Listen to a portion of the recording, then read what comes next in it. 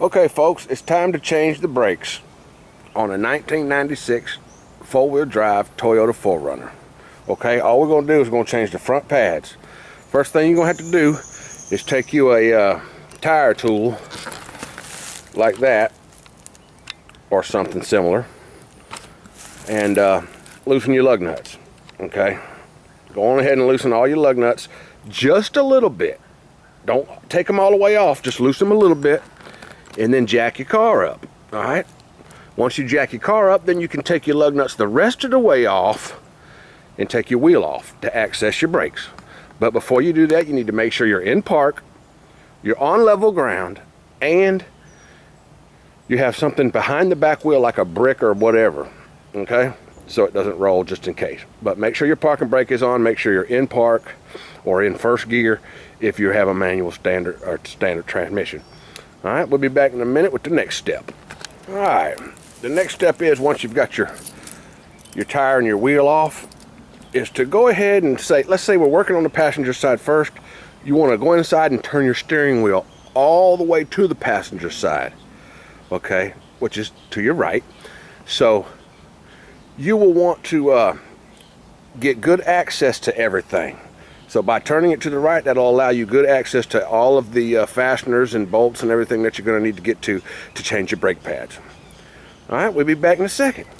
Okay folks, I used a 17mm socket, as you can see right there, to remove the bolts, as you can see right there, and one 12mm bolt for the brake line. But use that to remove the bolts from the caliper, which held the caliper to the spindle. Okay, and that allowed me to remove the caliper, and I took the clip out. Right, there's the clip, and then I took the wire clip out that held the front pad, or the front part of the pads in, and there's the wire clip you can see there. It's stuck underneath that pad.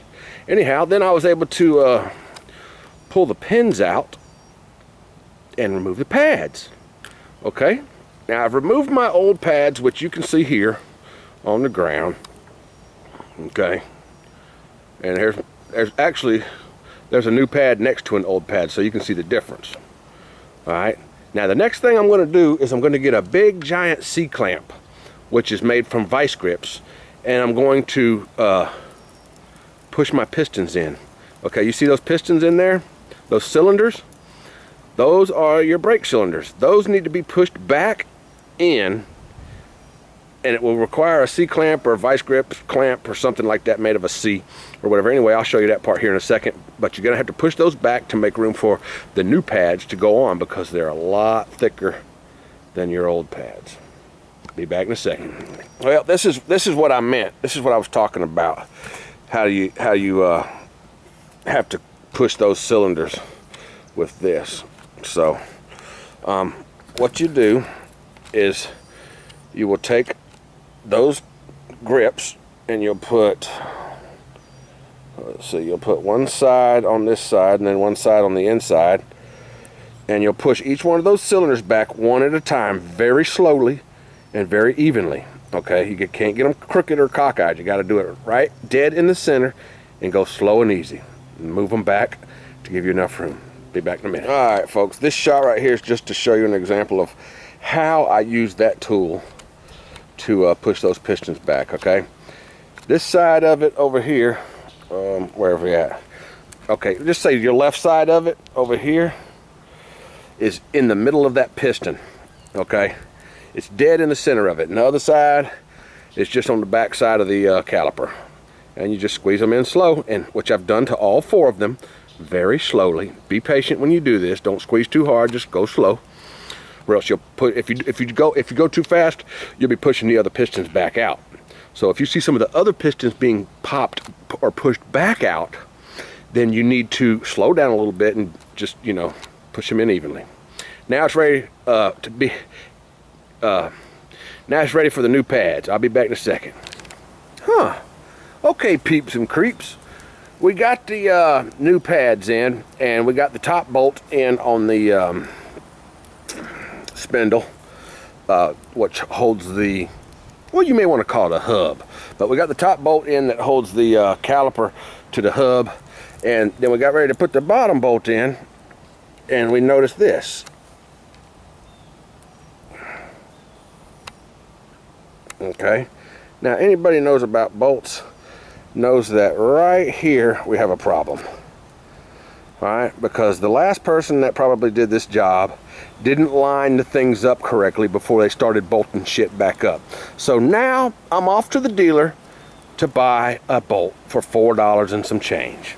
I'll be back and we'll finish the rest of this job when I return with a bolt. Right here on Lunatic's channel. Alright folks, here we are 15 minutes later at the dealer, the local Toyota dealership in my town. We've got the bolt.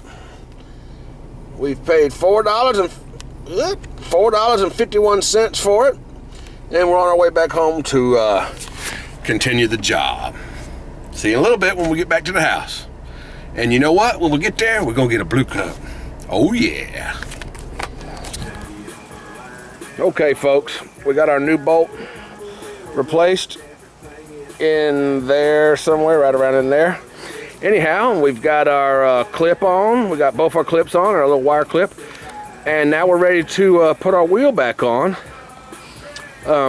So this side is complete, and to do the other side, you just do the exact same thing. That's all there is to it. Replacing your brakes on your 96 Toyota 4Runner 4-wheel drive. Front pads only. Thanks for watching.